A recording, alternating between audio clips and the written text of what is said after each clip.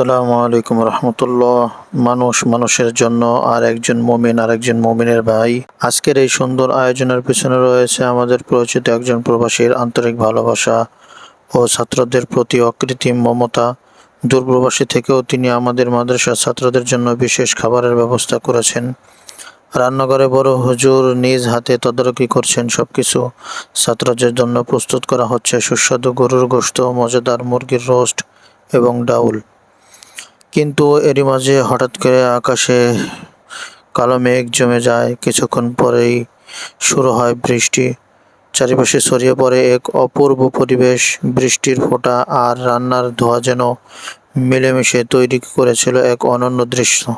যে আশায় মাদ্রাসায় যায় তোমাদেরকে ভালোবাসে, ওই আশার জন্য পূর্ণ হয়।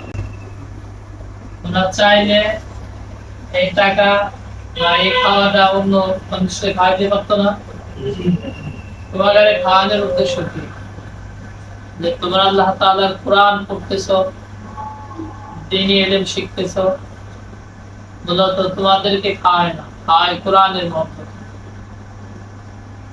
এই কোরআনের মহব্বত ভিতরে তাদের আছে, আর তোমরা কোরআন শিখতেছো, এজন্য কোরআনের খাতিরে তোমাদেরকে খানা খাওয়া।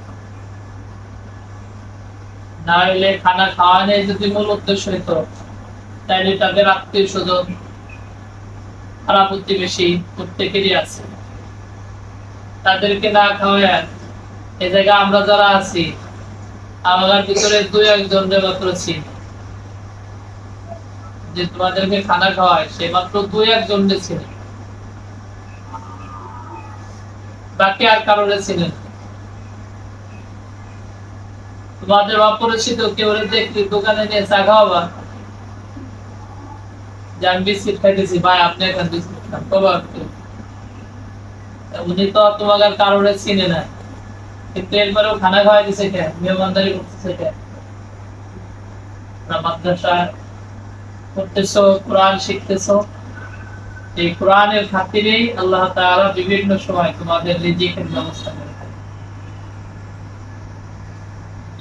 কোরআনওয়ালাদের রিজিকের ব্যবস্থা আল্লাহ তাআলা নিজ জিম্মাদারিতে করে।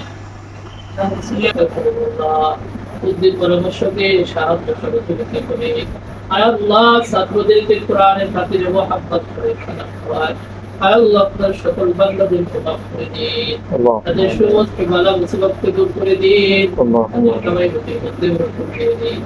হালাল রিজিকের ব্যবস্থা করে দিন, হারাম থেকে বেঁচে থাকার তৌফিক দান। আল্লাহ আর পায়ে সঞ্জিত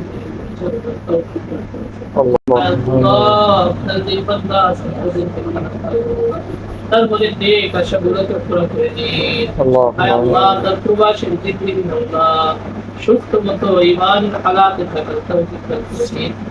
আল্লাহ হালাল রিজিকের ব্যবস্থা করে দিন। আল্লাহ